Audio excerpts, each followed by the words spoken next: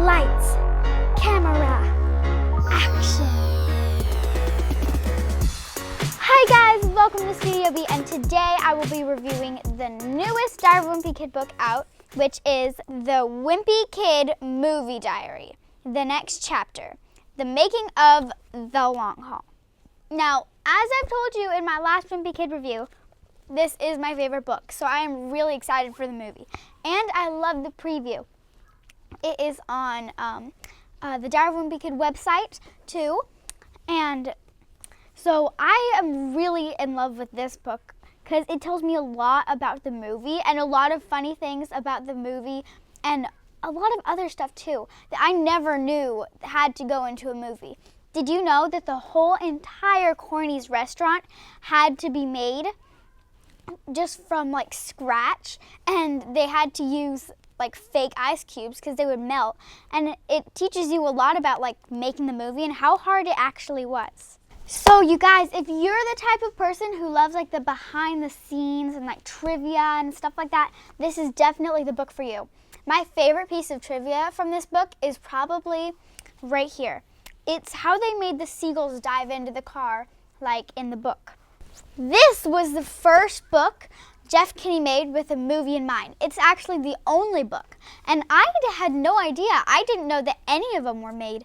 I didn't think any of them were made with a movie in mind at all. I thought they were just books that were going to be made movies. But he actually thought that he planned this out to be a book that it would be easy to make a movie with.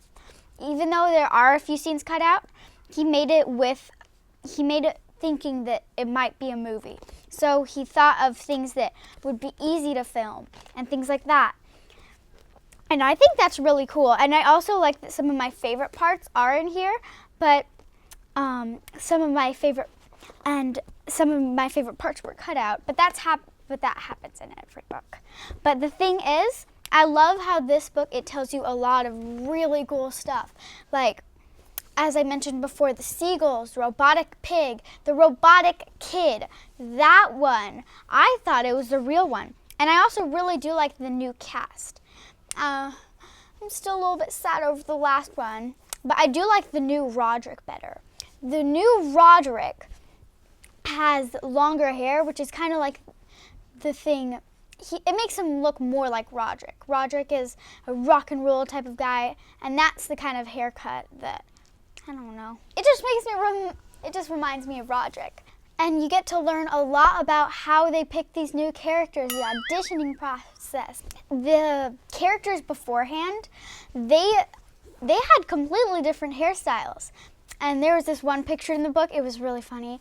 It was where the real Greg had like scissors, and there was the new cast Greg with his curly hair. He was like, ah! But Roderick was really lucky that he didn't have to cut his hair, because it's long, and the one in the book has short hair, and the one in the last movie had short hair. But I do get why they let him keep it, because, I don't know, it just reminds me of Roderick, and I actually really like it. The new Rowley I'm not so fond of, though. I always get more fond of the new cast after it's made for like all movies. But it's hard for me to adjust. I really like the old cast. So here's some of the cool things that you can learn about making this movie.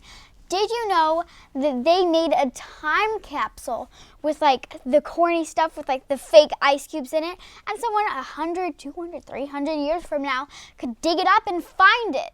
And that would be really cool. I just don't know if they'd be able to watch the movie.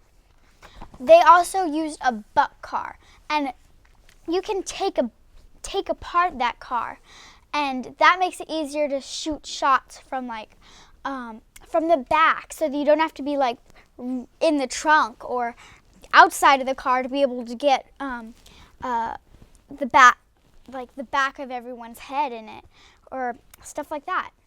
So did you know that for these movies, they have to use a lot of stunt doubles? In the last few movies, they did stunt doubles too. And for this movie, they still did stunt doubles because, well, it's not very easy for some people to like go in a big boat and smash into a big pool. But they got stunt doubles, lighting doubles. There's so many things like that that you don't even see.